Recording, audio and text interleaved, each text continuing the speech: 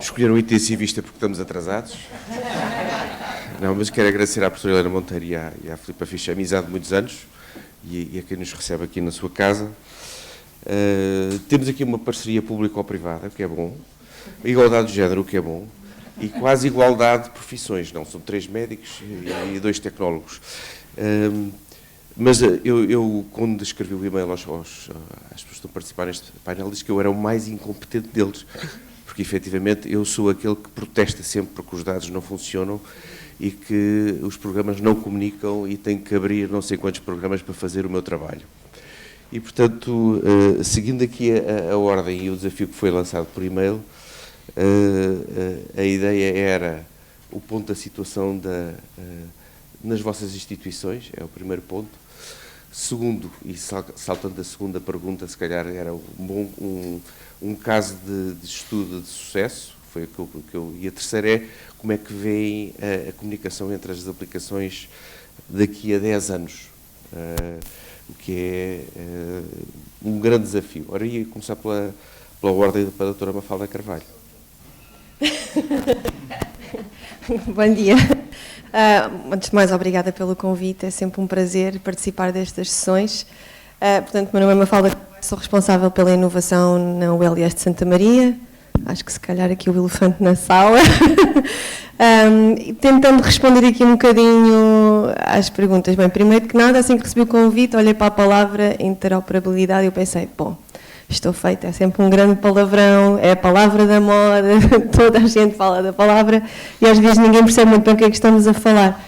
E no fundo, só estamos a falar da capacidade dos sistemas, dos diferentes programas que são utilizados no hospital de comunicarem a mesma língua.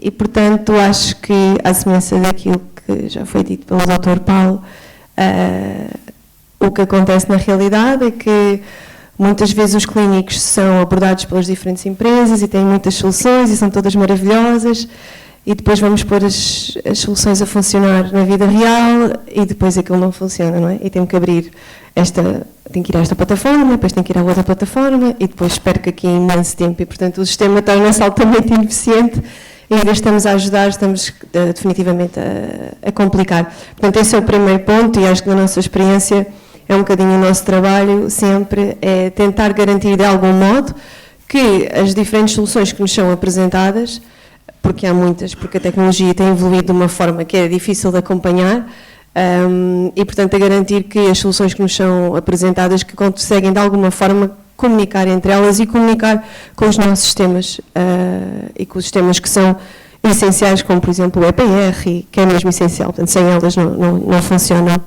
Acho que, para já, da minha parte, se calhar, não vou alongar mais. E como é que vê o Grupo Lusíadas este problema? Obrigada pelo convite. É sempre bom ver algumas caras muito conhecidas e partilhar este palco também convosco.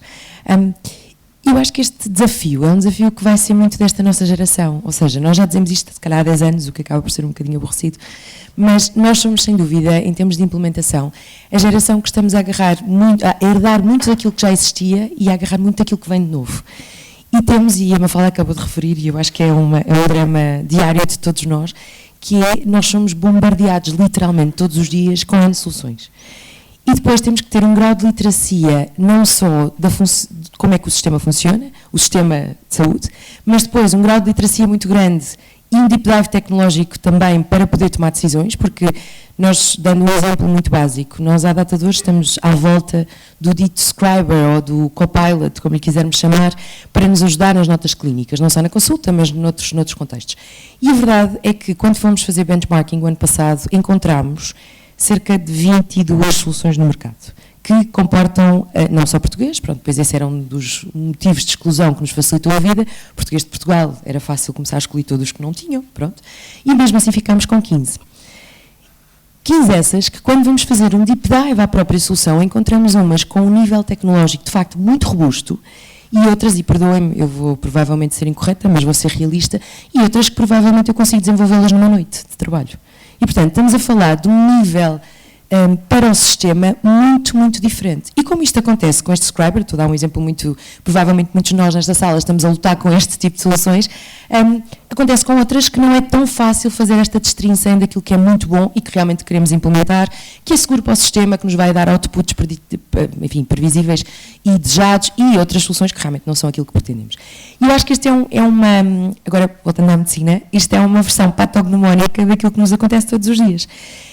E essa dificuldade de ter muita oferta, ter uma variação de qualidade brutal, que nós em saúde estamos muito mais habituados, classicamente, a um processo como o medicamento, em que é altamente regulado e quando nos chega para a utilização já passou por filtros e outros, nestas áreas mais tecnológicas, muitas delas até não caindo dentro da definição de medical device, e muitas delas ainda vão se manter em cima do muro por muitos anos e outras provavelmente para sempre, este trabalho de destrinça de qualidade é de facto difícil. A juntar que somos a tal geração onde, graças às santas das APIs e outras coisas semelhantes, conectamos tudo, ou pretendemos conectar tudo.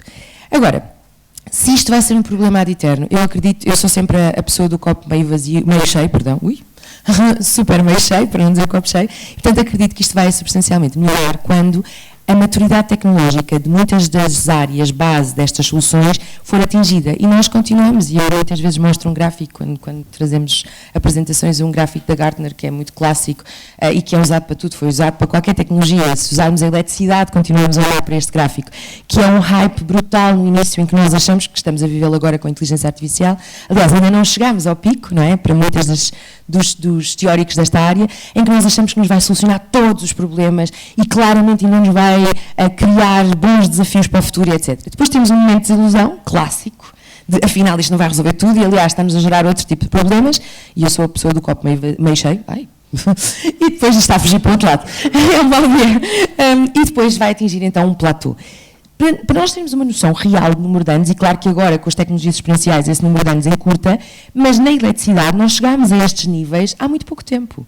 Estamos a falar muitas vezes de décadas. Claro que agora, obviamente, encurtamos, mas mesmo encurtando, nunca será menos do que uma década e meia. E, portanto, é normal que, à data de hoje, este bombardeio de soluções e de escolher soluções seja realmente um desafio. E acho que não é só para a Lusíadas, é transversal a todos, isto voltando, fazendo um circle back à pergunta, é para todos. E mais do que tudo, será para todos, porque o tema da interoperabilidade, e aqui não vou especificar nem na semântica, nem na comercial, nem na tecnológica, outro tipo de tecnológica, mas como um todo, ou seja, o sentido mais lato de eu poder partilhar dados e realmente ter uma potenciação das conclusões que posso tirar desses dados, isto vai ter que acontecer cada vez mais, entre público, entre privado, entre diferentes entidades, muitas delas que nós, à data de hoje, nem contamos com elas como, se calhar, providers de dados de saúde, porque a verdade é que, tirando tudo o que seria um IoMT, ou seja, tudo o que seja Internet of Medical Things, não é? Tudo o que é a internet das coisas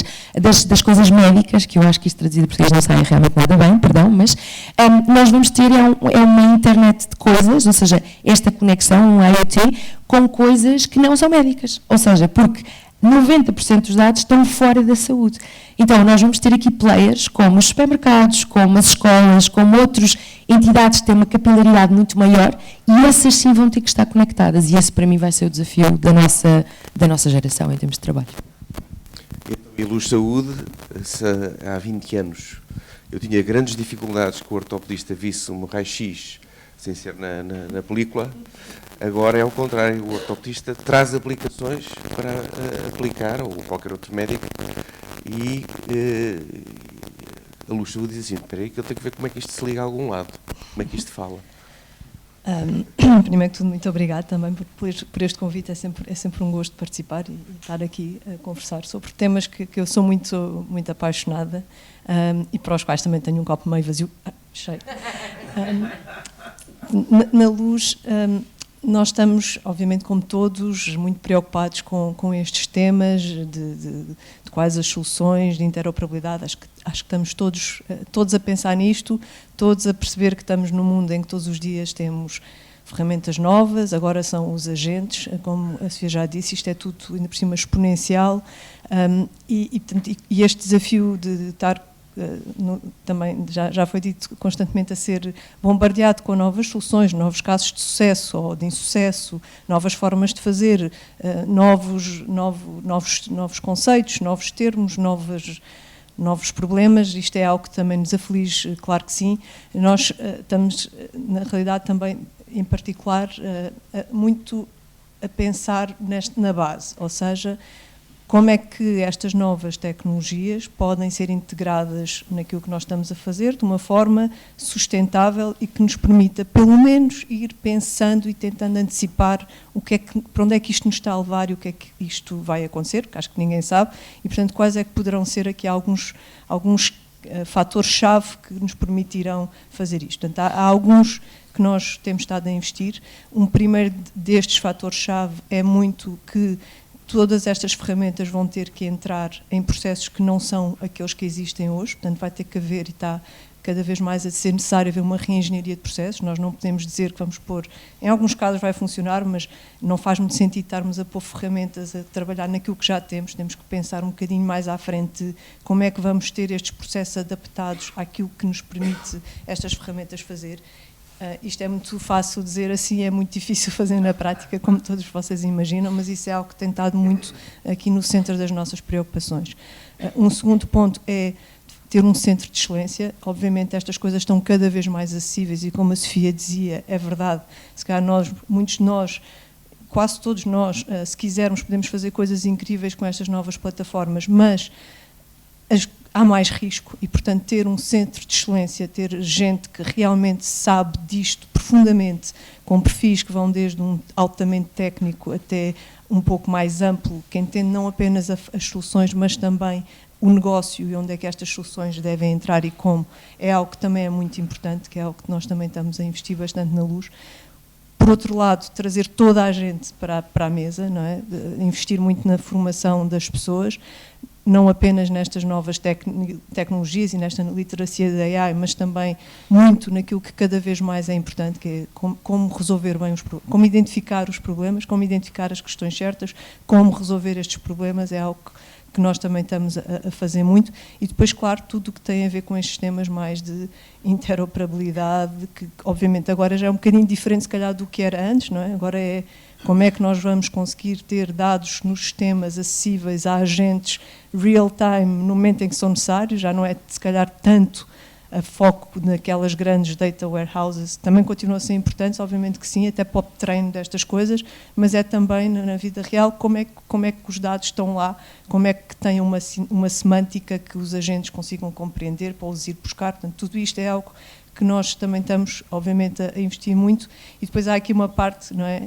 O AI Act, que imagino que todos tenham ouvido falar, que por um lado, sim, é um problema, como toda a regulação, mas que, por outro lado, e eu acredito muito nisto, é absolutamente essencial para que nós consigamos, pelo menos, ter alguma confiança de que isto corre bem. E acho que há tudo para correr mal, porque vamos ter aqui agentes livres nesta coisa, e por isso é mesmo importante que esta regulação vá insistindo.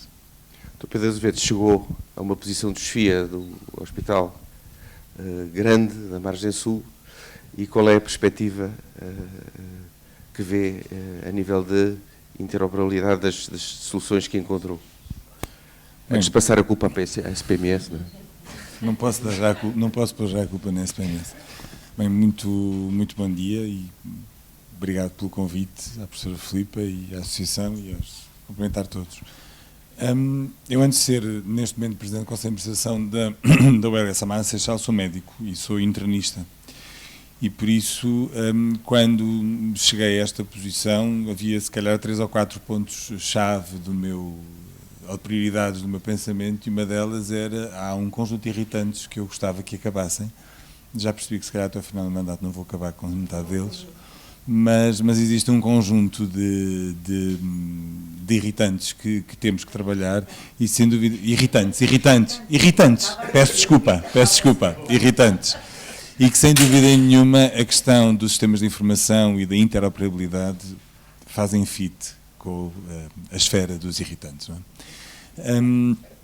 E eles tinham que ser trabalhados, porque eu tinha aquilo na ótica do utilizador médico. E eles não eram diferentes. Eu tinha trabalhado quase 15 anos no Hospital Garcia Dorta, fiz uma passagem como diretor clínico na CUF durante 4 anos, voltei ao Elias Amada Seixal e senti as dificuldades de forma transversal no sistema. E sem dúvida nenhuma que há, antes de pensarmos nesta parte tecnológica, há um passo prévio que às vezes nos esquecemos de discutir.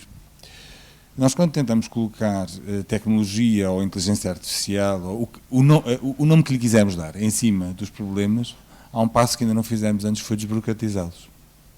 E esse passo tem que estar aliado de forma muito forte, com um elo muito, muito forte, ao processo de digitalização e de posterior utilização dos dados para melhorar os processos.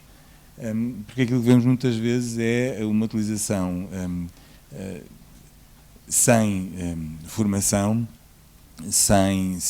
com uma cultura que não está ainda alterada de forma vincada e com um conjunto de pessoas a discutir um conjunto de coisas numa esfera estranha, e aqueles que estão lá em baixo ou que estão no mundo assistencial sem compreender a discussão daqueles com os nomes esquisitos, um conjunto de inglesismos associados, ninguém está a entender muito bem e o irritante fica maior. E é sobre esta reflexão que é muito importante nós termos sobre, vou brincar com as palavras, o real world evidence. É mesmo isto que é importante ter. Mas há casos de sucesso, como é óbvio, e a cultura vai-se mudando, e há uma questão geracional, e há uma questão de utilização, de ensino, e vamos todos melhorando. E há casos de sucesso também na ULS Almada Seixal sobre a utilização dos dados e a utilização da tecnologia em saúde. Eu arriscava a dizer que um dos principais casos de sucesso é a utilização da tecnologia e dos dados num projeto muito específico que chamamos o MAI. O MAI é um projeto que é High Users Management with Artificial Intelligence, em que o objetivo é gerir os utilizadores frequentes do serviço de urgência, num grupo que é o GRU, o Grupo de Resolução dos High Users, em que nós tínhamos constatado há uns anos atrás, para ser mais concreto, há 9 anos atrás, que 5,5% dos doentes que recorriam à urgência eram responsáveis por 20% dos episódios. E então era preciso trabalhar isto. E trabalhou-se inicialmente de forma muito manual, de forma muito pouco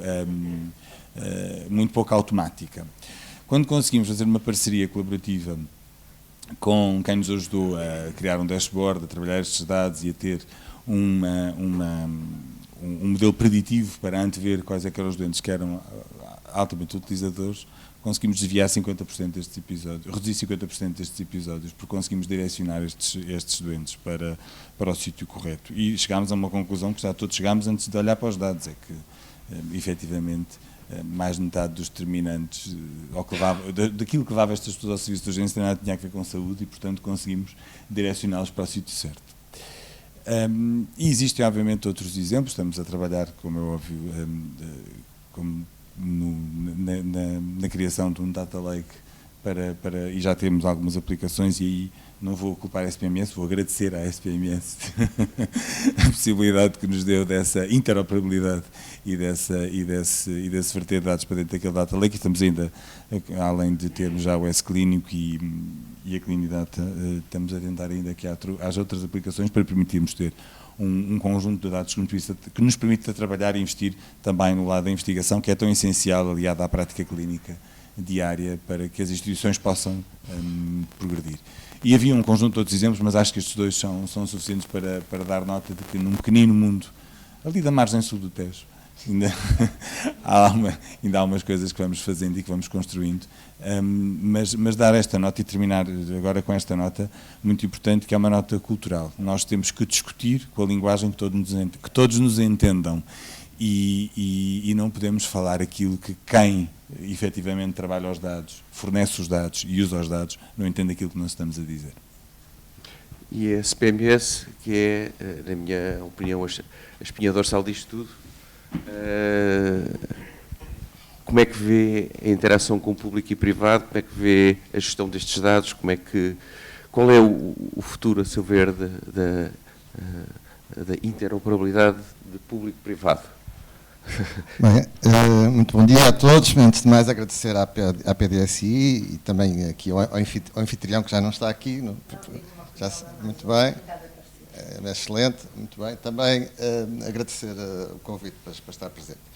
Bem, eu não queria ser desmancha prazeres quanto ao nome daqui do painel, mas a primeira nota que eu queria deixar é que sabemos que o espaço europeu fala dos dados em saúde, sabemos que a inteligência artificial fala muito de dados em saúde, mas realmente a primeira nota que queria deixar é que os dados não são informação e, portanto, aquilo que nós verdadeiramente precisamos discutir é como é que nós transformamos os dados em informação útil para ser usada. E, no entanto, pode parecer que é apenas um preciosismo semântico, mas queria deixar essa primeira nota. Depois, também dizer, e reconhecendo aqui até as palavras do Óscar Gaspar, que foram muito certeiras, eu diria que a primeira questão que temos que compreender é que a interoperabilidade, neste momento, não é um problema técnico, não é um problema de interoperabilidade técnica ou tecnológica. Já foi aqui muito reforçado por vários intervenientes e queria reforçar mais uma vez a intervenção do Óscar Gaspar, que nós neste momento temos um problema essencialmente de interoperabilidade, eu não queria ser muito técnico, mas organizacional, processual e cultural, como também referiu o Sr. Presidente da OLS. Portanto, é aqui que reside o problema. E, portanto, nós, se queremos dar um salto significativo neste tema, temos que resolver os problemas de governação dos dados. E é esse o grande desafio. Eu não quero fugir, naturalmente, agradeço, não houve aqui nenhuma crítica, estou muito habituado a ouvir críticas à SPMS, e eu agradeço muito não terem ido por esse campo, mas curiosamente estive sempre ligado a outras casas tecnológicas já há muitos anos, e estava muito habituado a que as críticas do negócio viessem parar sobre a tecnologia. E, portanto, foi aqui até agora foi uma simpatia não ter ocorrido esse episódio.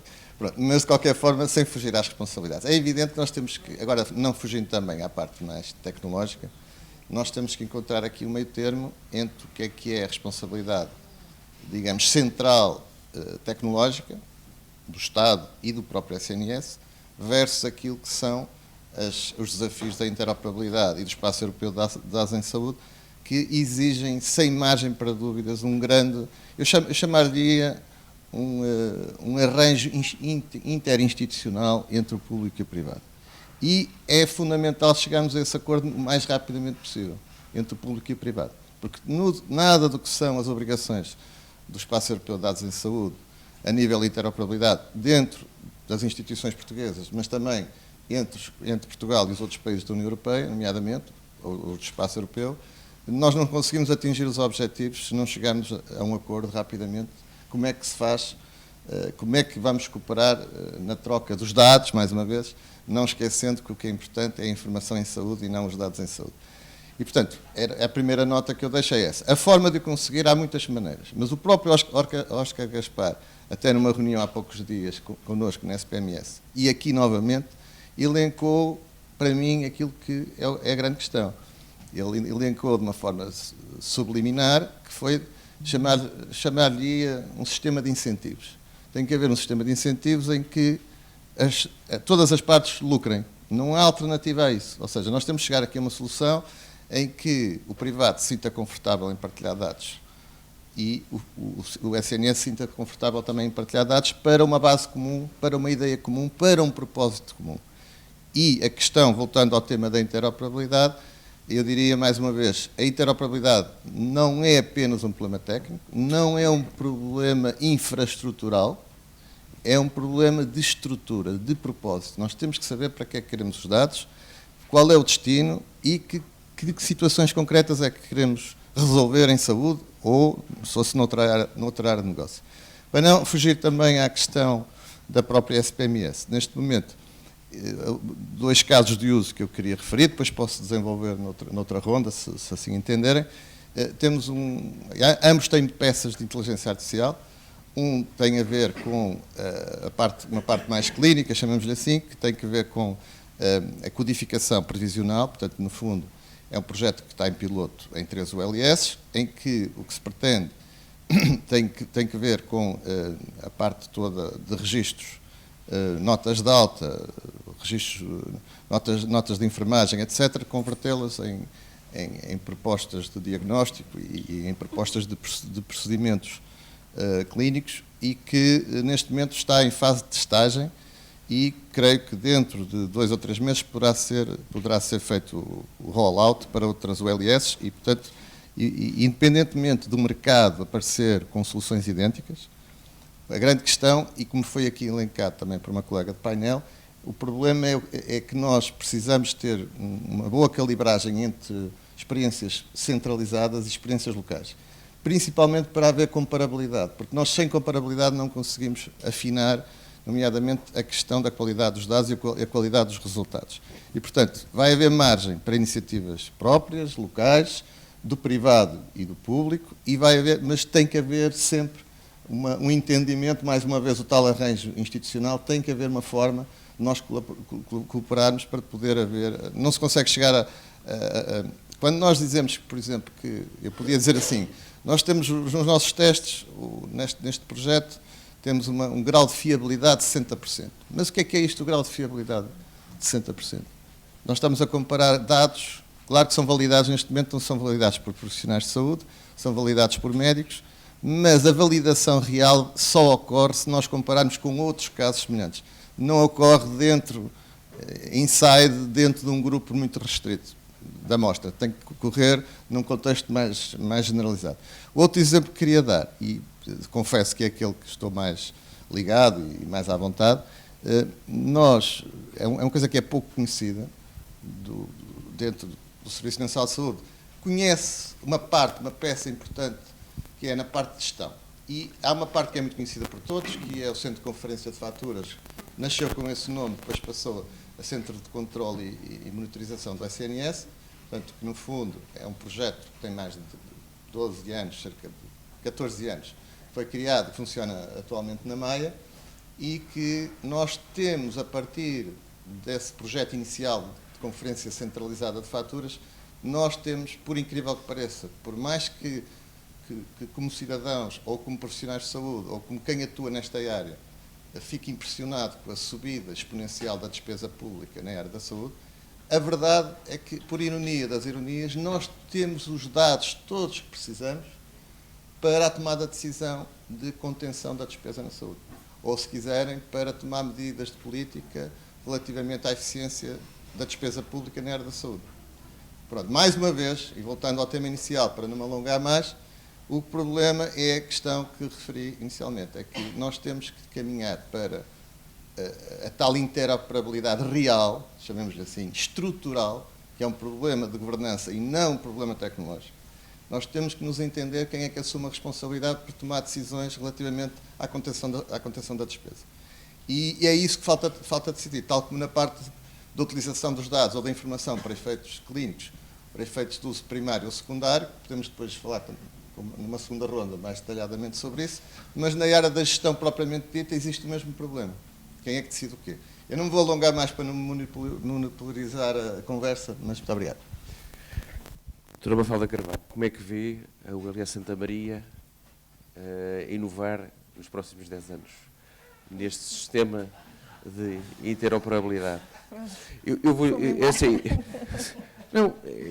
Eu como médico, o que eu vejo recebo dos doentes nos meus serviços, muitas vezes, que têm vários taques feitos em vários sistemas, várias ecografias de vários sistemas. A gente está aqui a falar em aumento da despesa da saúde, mas estamos a ser de tudo menos eficiente.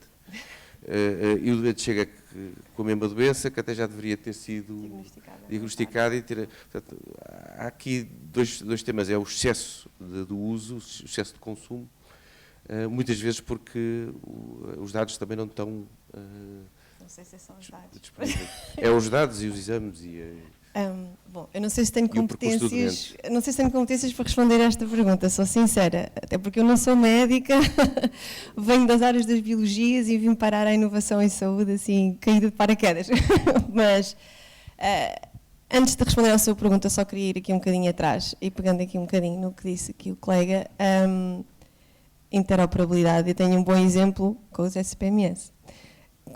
Não sei se todos sabem, mas o LS Santa Maria, até hoje, continua a ser dos poucos que ainda tem o sistema antigo, a Glint, funciona com a Glint, não é? E, portanto, de repente, formaram o LS só para tentarem ter a noção da complexidade do assunto, que eu, permita-me discordar um bocadinho daquilo que já foi aqui dito. Temos uma OLS, que tem os cuidados de saúde primários todos a funcionar com o S-Clinic da SPMS. E os hospitais, o Hospital de Santa Maria e o Hospital Polivalente, que funcionava e funciona com a Glint. E de repente nós queremos pôr os médicos todos a comunicarem, a terem acesso às mesmas coisas. Os sistemas não são o mesmo. Têm que comunicar. E, portanto, foi todo um processo que ainda não está resolvido. Portanto, isto é um processo que demora. Esta coisa da interoperabilidade, certo, não é um problema tecnológico, não é, mas é um processo que demora e precisa de infraestrutura. Que no público, infraestrutura e criar infraestrutura, como no privado, significa gastar dinheiro. E, portanto, voltamos aqui ao tal ciclo vicioso, não é? As coisas não acontecem por magia, nada é rápido. E, portanto, mesmo neste ponto em que estamos a tentar pôr a comunicar, entre aspas, SPMS com a Glint, não está a ser fácil. E, bem, não contentes com isto, decidimos avançar para o S-Clinic, nada mais, nada menos aonde? Nas urgências. E, portanto, agora estamos não é uma questão de interoperabilidade, estamos a transferir o sistema na sua totalidade. Portanto, as urgências todas da ULS Santa Maria vão deixar de ser Glint e passar a ser SPMS.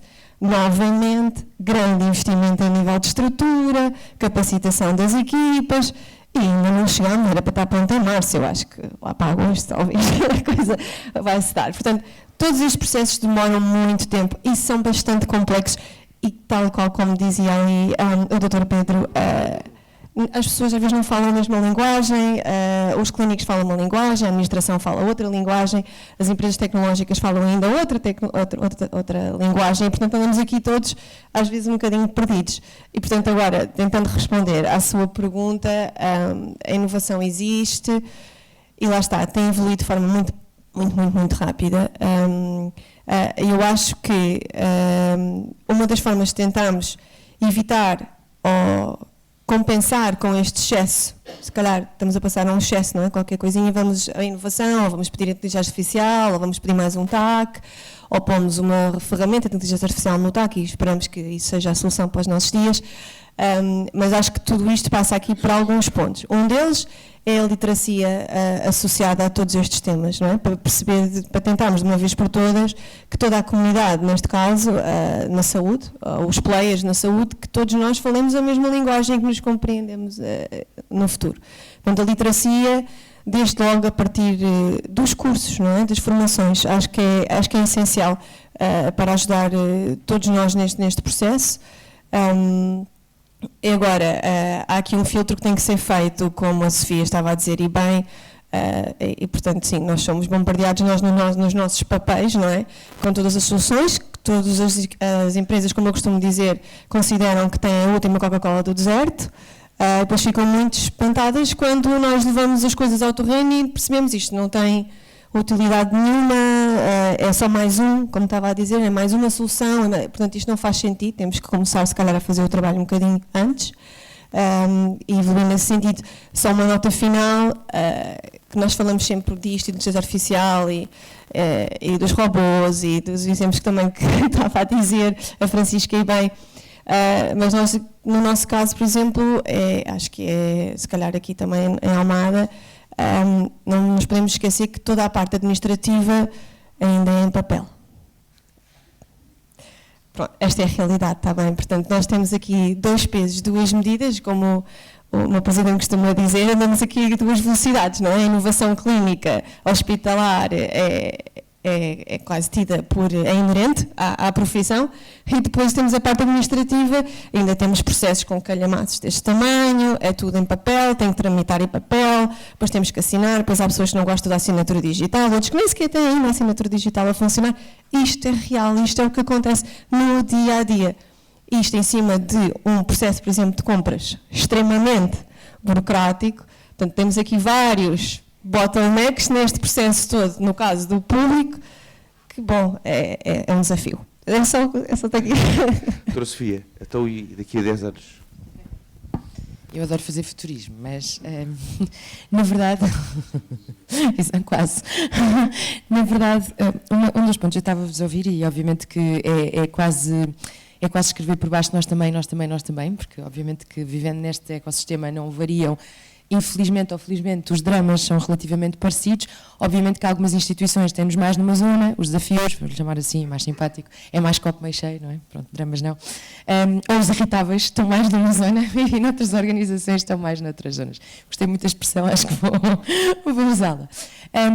E recordar-me, e não querendo afastar-me da realidade, mas eu acho que isto é interessante, eu acho que todas as pessoas trabalham em inovação, e eu trabalho em inovação, já trabalhei neste setor e noutros setores que não a saúde, padecemos todos um bocadinho do mesmo, que é nós vivemos sempre no caos, ou seja, há sempre uma necessidade de caos para conseguir gerar alguma coisa positiva. Aliás, Nietzsche dizia que tínhamos que ter caos para gerar uma estrela brilhante, não é? E eu acho que nós todos, em inovação, vamos olhando para a estrela brilhante, vamos partilhando esta visão com todas as pessoas e vamos enchendo o copo todos os dias para conseguir perceber porque é que os processos são tão difíceis de mudar, porque é que é tão difícil falar entre os vários níveis de stakeholders com os mesmos termos e no fundo fazer todos entenderem, todos entrarem no mesmo barco, tanto do desafio como da solução.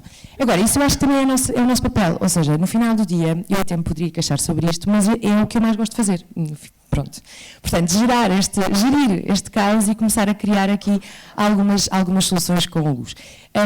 Pegando nisto, isto é o processo diário, mas nós obviamente que vamos olhando para estas várias estrelinhas em várias dimensões e eu acho que nos últimos anos temos feito aqui uma mudança muito grande também que vem com a maturidade da própria organização, porque nós antes ainda tínhamos a transformação digital e a inovação junta, agora já temos duas áreas, ou seja, isto no fundo é por evolução dos próprios processos e da própria organização e essa maturidade também nos permite aqui jogar em várias dimensões. Nós temos uma parte, talvez uns 10, 15%, que estamos numa parte mais conceptual, fazemos parte de consórcios internacionais, por exemplo, que estão a pensar, isto para tangibilizar, que estão a pensar como é que a inteligência artificial pode ser feita da melhor forma e usada da melhor forma em várias verticais, na vertical da energia, na saúde, no human-centric e por aí fora, que eu acho que é muito bom porque conseguimos ter algum know-how que transpomos para alguns colegas, inclusivamente do terreno, e começamos a criar esta dimensão de falarmos todos a mesma língua, o que eu acho que também facilita muito. Depois temos outros projetos, como por exemplo de co-criação, vou falar de um até porque estou aqui a olhar para a Medtronic, que temos muito gosto, porque acho que parte de gerar valor neste ecossistema é realmente a cocriação, porque se nós não nos juntarmos em que cada um dá aquilo que sabe fazer melhor, nós vamos gastar muito mais recursos, demorar muito mais tempo e ter um resultado muito pior. Portanto, quando nós conseguimos na mesma indústria juntarmos, ou às vezes juntarmos pessoas de indústrias diferentes para gerar valor, e neste caso, por exemplo, o follow-up dos doentes, que eu acho que vai ser um tema, se me perguntar talvez um dos grandes cores destes próximos anos, será sem dúvida dar muito mais autonomia ao cidadão para que ele gire a própria saúde 24/7, porque nenhuma instituição de saúde vai estar com o cidadão todo o tempo que precisa de cuidar das suas próprias condições, sejam elas crónicas, sejam de saúde mais preventiva. E depois temos, obviamente, soluções, descendo aqui ao nível do terreno puro, que estão a ser implementadas numa perspectiva ou de eficiência de processos, ou de melhoria de processos, ou de uma experiência melhor daquilo que são os nossos stakeholders principais, que tanto é o cidadão, ou o doente, ou o cliente, ou como lhe quisermos chamar, como são os nossos ativos, que no fundo são os nossos médicos, os nossos clínicos em geral. E, portanto, e aí sim tem sido um desafio muito grande, porque ver a 10 anos soluções que vão sendo mutáveis a cada ano também é outro desafio, não é? Porque muitas das soluções, e nós fomos, e eu fiquei muito contente com isso, fomos depois de muita discussão interna e externa, pioneiros na implementação de um agente em 2020, ou seja, a nossa LUSI, da qual eu já me fartei de falar, mas eu acho que no final do dia é um ótimo exemplo de como é que as próprias soluções não são estáticas e iteram dentro das próprias organizações. E foi uma parceria também com uma startup portuguesa, que agora está a trabalhar com a Maia Clinic, portanto acho que não escolhemos mal no momento. E é muito interessante perceber que começámos com algo burocrático, ou seja, pegámos neles precisamente para resolver um desafio. Tínhamos um desafio, tentámos com outros players, não correu tão bem, e avançámos. E daí começámos agora a expandir, ok, se isto está a correr bem, se os processos já foram alterados, se a nossa base, no fundo, já está confortável, então vamos passar para aquilo que é o nosso core business, e então entramos na saúde. Então estamos a usar agentes com algum grau de autonomia para áreas clínicas. Claro que com todo o controle e com aquela versão do ele não pode parecer demasiado pouco inteligente e, portanto, tirar a autonomia toda, não pode ter demasiada inteligência e autonomia, senão, obviamente, temos o tipo das alucinações que tanto gerimos. Mas acho que é um daqueles exemplos de soluções que nos próximos 10 anos provavelmente vai sobreviver e iterar sobre ela própria, sobre aquilo que são os desafios da própria organização e do próprio ecossistema. E depois, em paralelo, trabalhamos áreas como, por exemplo, criar espaços, sejam eles data lakes, agora brincando, ferro ou cloud, ou formas só de conexão de dados dentro dos nossos datasets, que nos permitam ligar-nos a instituições fora, o famoso Federated Learning, que eu acho que vai ser talvez um dos grandes passos em termos de humanidade para os próximos anos, que é nós permitirmos que haja treino em várias instituições, com dados interessantes, bem organizados ou não, mas que na verdade agora também as próprias soluções já nos organizam os dados, portanto isso também já não é uma desculpa, mas que nos permitam gerar informação e mais do que tudo, nos permitam gerar conhecimento, que eu acho que nós continuamos ainda numa fase, aliás, isto é baseado em dados, não é? Em que nós temos acesso a muitos dados, temos alguma informação, mas depois não a convertemos em decisões. E esse é um tema que este setor, obviamente, comparado com outros setores, vai sofrer muito mais, não só pela regulamentação, mas porque nós temos um tema de guardar dados durante muitos anos de forma muito consistente e muito segura. E, portanto, muito dificilmente, ou com investimentos muito elevados, conseguimos extrair ou tirar estas portas desses dados e conectá-los e pô-los realmente a gerar informação e decisões interessantes. E essa talvez seja é ótimo estarmos todos aqui, aliás, temos de instituições diferentes. Já tivemos várias parcerias com algumas das pessoas que aqui estão e das instituições associadas, e é muito interessante perceber que se nos juntarmos todos à mesma mesa ou à volta do mesmo problema, provavelmente alguns destes desafios que todos os congressos e todas as vezes vamos referir vão começar a ser minimizados, porque agora temos a tecnologia para isso, ou temos a maturidade tecnológica para isso. Não sei se temos a maturidade organizacional e a cultura já pronta para isso, mas aí já só depende de nós, portanto eu acho que essa é a parte fácil. Doutora Francisca? Qual é que era a pergunta outra vez? Era a inovação, neste caso, no Grupo Luz daqui a 10 anos. Como é que vê os seus sistemas? Como é que eu vejo os meus sistemas? Vejo sistemas hiper-interoperáveis, com agentes a correrem tudo. Vejo que acabámos com o papel todo, porque ainda também temos algum papel. Temos muito Excel. Pronto, é isso que eu vejo. Vejo a possibilidade de, tanto nós na Luz, como esperemos em todo o lado, conseguirmos ir ao encontro dos doentes nos momentos em que os doentes precisam, quando eles precisam. Tentar também o mais possível apostar na prevenção, como a Sofia já disse, não é um esforço só dos hospitais, não é? Os hospitais já estão no fim da linha, mas o mais possível evitar que os doentes vão aos hospitais, acho que é sempre um bom propósito, porque quando lá vão a coisa pode correr menos bem, portanto isso, a parte do apostar na prevenção é algo que também nos está a preocupar. Mas de forma mais realista, daqui a 10 anos isto passa tudo a correr.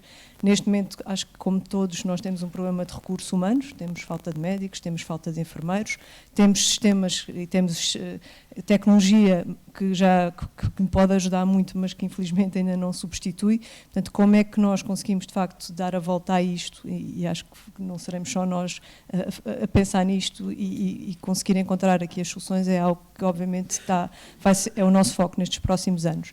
A nossa ideia e o que estamos a fazer é principalmente, lá está, entrar na parte mais administrativa, portanto há muito papel, há muito Excel, há sistemas que não estão ainda muito interligados, tem menos risco associado que a parte clínica é mais interessante, é mais sexy, mas também tem mais risco, tem mais regulação, também estamos a investir, estamos a experimentar muita coisa, estamos a desenvolver algumas coisas internamente, mas de facto a nossa grande aposta de mais curto prazo é nesta parte mais administrativa e portanto temos alguns casos em que estamos a ir end-to-end, pegar nos dados, fazer os sistemas, implementar na prática, medir data drifts, model drifts, tudo o que podemos perceber para também, lá está, criarmos aqui os use cases que mesmo internamente são úteis para nós sabermos como é que podemos fazer isto em escala, não é? Porque uma solução, duas, toda a gente acho que faz, mas depois como é que isto é replicável em escala, como é que nós podemos mudar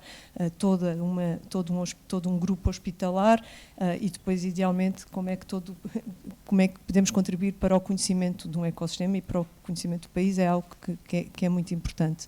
Eu acho que o maior problema, se calhar nos próximos 10 anos, não é tanto um problema de tecnologia, é mais um problema de coordenação, é como é que nós nos coordenamos, também já foi aqui dito, como é que, não só nas instituições, mas no país, como é que temos os incentivos certos para, se calhar, promover, obrigar mais a esta coordenação. Acho que tem havido passos importantes em termos do ecossistema, com o Health Data Space, com muitas outras coisas que estão a acontecer, com o trabalho também do público e do privado. É agora importante pensarmos em, como país, como é que conseguimos juntar isto tudo, quais são os incentivos para conseguir daqui a 10 anos termos uma saúde melhor em Portugal. Eu sou da Luz, mas no fim do dia sou portuguesa e queria muito que isto corresse bem para todos, não só dentro da Luz, mas para o país. Pedro. Não como é que eu vejo daqui a 10 anos, mas o que é que eu gostava que estivesse cá daqui a 10 anos. Sim. Não, eu acho que já foi dito, mas e estava a ouvir falar e a pensar naquilo que eu poderia dizer e é quase, estamos todos a caminhar para o mesmo sítio. Há dois mundos. E eu tentava simplificar este raciocínio. Há o mundo corporativo e o mundo assistencial. E sem dúvida nenhuma que no mundo corporativo nós vemos todos cheios de papel, quer seja no público, no privado, no setor por inteiro.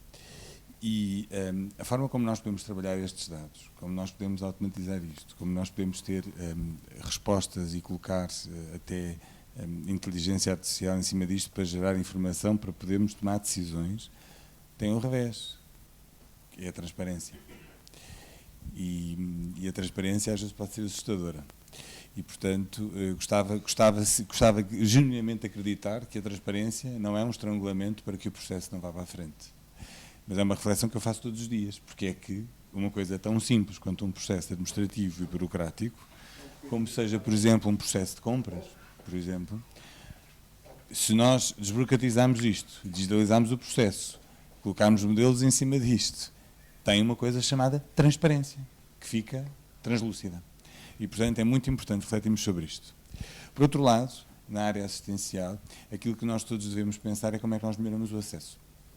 E o acesso é tão importante, quer no privado, quer no público, pelos mesmos e por diferentes motivos.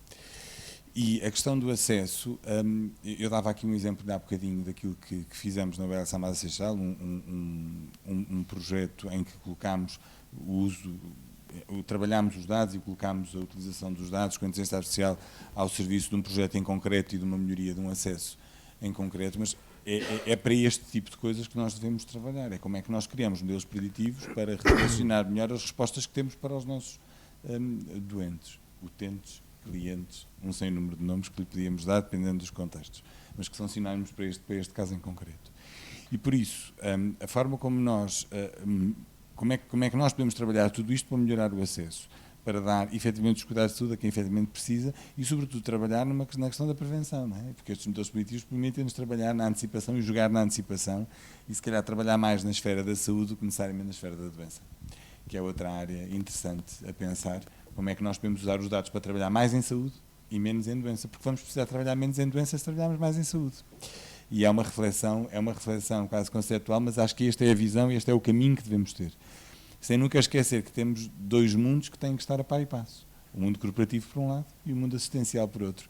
Porque estes dois mundos, sem dúvida nenhuma, estão de mãos dadas na área da saúde e espero que estejam sempre, com muita transparência. E esse PMS daqui a 10 anos?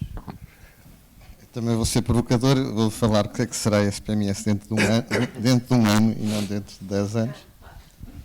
Então, é assim, eu não quero entrar muito na parte clínica, porque vou sair um bocadinho fora da minha zona de conforto, mas falando mais uma vez, puxando para a área da gestão e até pegando em vários assuntos que foram aqui referidos.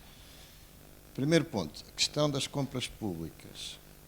De facto, e já lá vamos à questão da transparência. A questão é, nós temos um constrangimento e é preciso ter consciência disso. No setor público estamos sujeitos ao Código da Contratação Pública, e no setor privado não funciona da mesma maneira, embora não deixe de haver obrigações de transparência. Ok, então, é assim, não é fácil superar, ultrapassar as regras da contratação pública.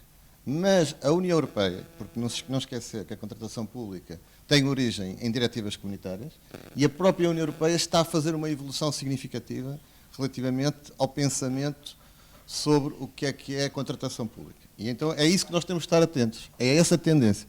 Pronto, e o que é que nós sabemos neste momento dessa tendência, e que é evidente? Que é quer na parte do Regulamento Europeu do Espaço de Dados em Saúde, quer na inteligência artificial, a União Europeia teve por intenção alterar as condições de mercado. E nós temos que estar conscientes disso e perceber o que é que isso significa.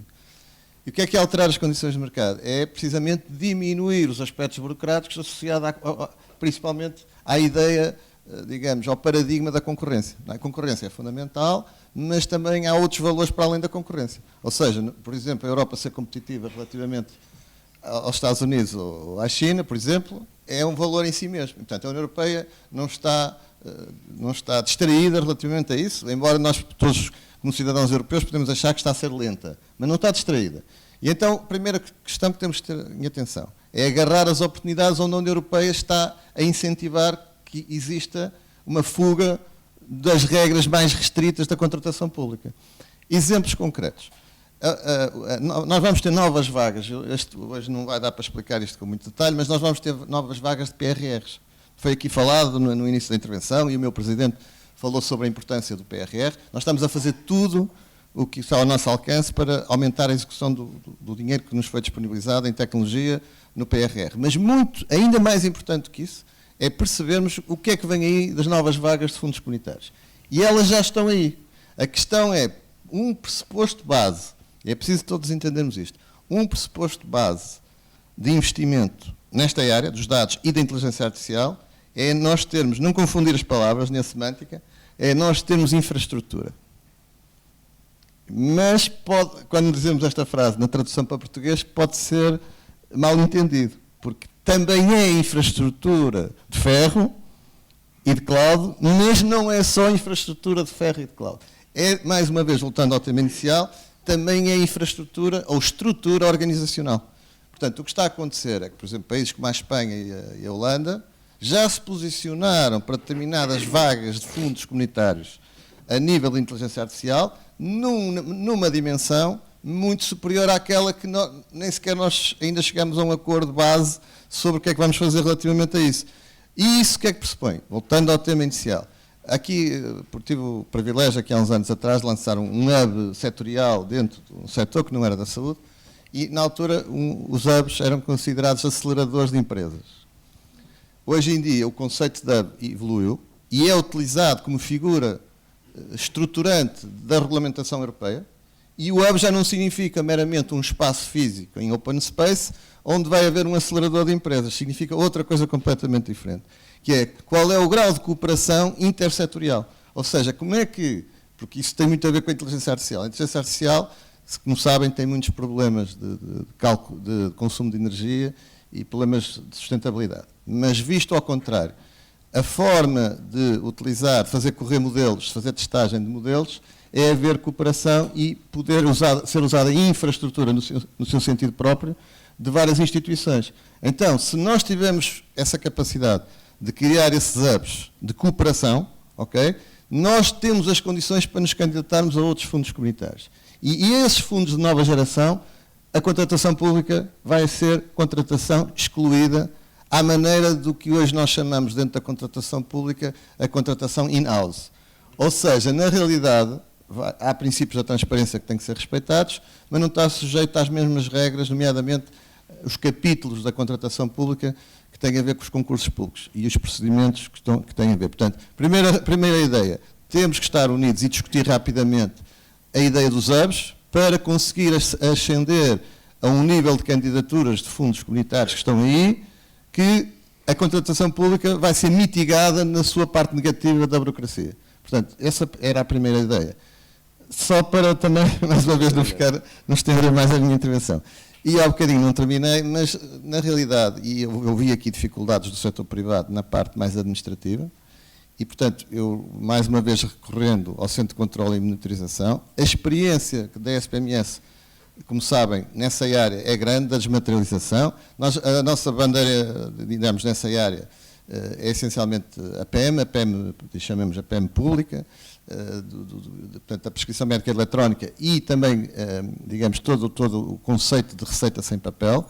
O nível de desmaterialização é muito alto, nós estamos com uma percentagem ultra residual de prescrições feitas manualmente E, portanto, temos o know-how e estamos agora também a entrar numa outra dimensão, que é que os próprios prestadores deixem de mandar faturas em papel para o Centro de Controlo e Monitorização, que será o passo final. E, portanto, nós temos muito know-how nessa matéria e, mais uma vez, voltando, quer na contratação pública, quer na área das experiências mais administrativas, chamamos assim, temos todas as condições também para cooperar com o setor privado nessa matéria. E, finalmente, e não sei se vai haver a terceira ronda de perguntas. Não vai, não é? Não vai?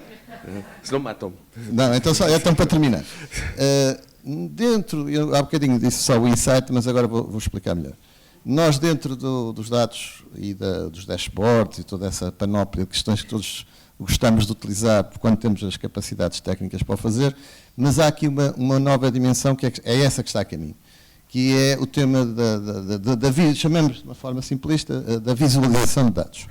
E dentro de um ano, não dentro de 10 anos, mas dentro de um ano, é possível nós estarmos com os decisores políticos e com os decisores na área da gestão propriamente dita e vermos as tendências de despesa na área do medicamento, na área dos MCDTs, na área do medicamento hospitalar, nos consumíveis, nos recursos humanos e em tempo real, numa reunião, através de visualização de dados, nós conseguimos elencar 20 ou 30 ou 40 medidas de política em que dizíamos, vamos, e aqui entra no tema que não vou abordar hoje, que é o problema da autonomia das OLS, que é, nós vamos fazer poupanças num valor de X milhões, mas sistema de incentivos, mas vamos garantir que esses milhões vão ser reinvestidos na própria OLS A, B, C ou D. Okay? Isso é possível dentro de um ano e dentro de 10 anos. Obrigado. Bom, eu para terminar quero agradecer às pessoas do painel e também queria dizer onde é que eu gostava que o sistema tivesse daqui a 10 anos. Eu gostava que o sistema daqui a 10 anos olhasse para a frente e visse no horizonte 4 coisas importantes. Primeiro, tem que haver um common ground dos dados da saúde acessíveis a todas as instituições, quer sejam públicas, quer privadas. É fundamental que isso aconteça, de maneira que eu receba o doente, quer venha transferido do Hospital da Luz ou de outro hospital qualquer nos meus cuidados intensivos e ter acesso aos dados que a gente considera que são fundamentais ser partilhados. Este é o primeiro ponto. O segundo ponto, e penso que vamos partilhar esta dificuldade, que é temos que valorizar o tempo dos recursos humanos médicos e de enfermagem, dos profissionais de saúde, isto é, todo o tempo que eles despendem em atos inúteis, quer sejam em papel ou de outra forma qualquer, esse tempo tem que ser rentabilizado porque vai ser um bem escasso como é em todo o mundo. Este é o primeiro ponto. O terceiro ponto é, temos que pensar na gestão da doença crónica. É inevitável, a gente sabe que isto está a acontecer, a doença crónica não pode ser gerida nas urgências dos hospitais, tem que ser gerida no outro lado qualquer. E, finalmente, eu acho que nós temos que ter ferramentas de ajuda à decisão. Isto é, cada vez mais a complexidade de dados, quer do ponto de vista administrativo, quer do ponto de vista clínico, eu tenho que ter acesso a esses dados para me poder ajudar a decidir e também informar o utente da decisão que eu proponho. Digamos, era com estes 4 pontos que eu queria acabar. Agradeço a confiança e a excelência das comunicações a todos. Muito obrigado.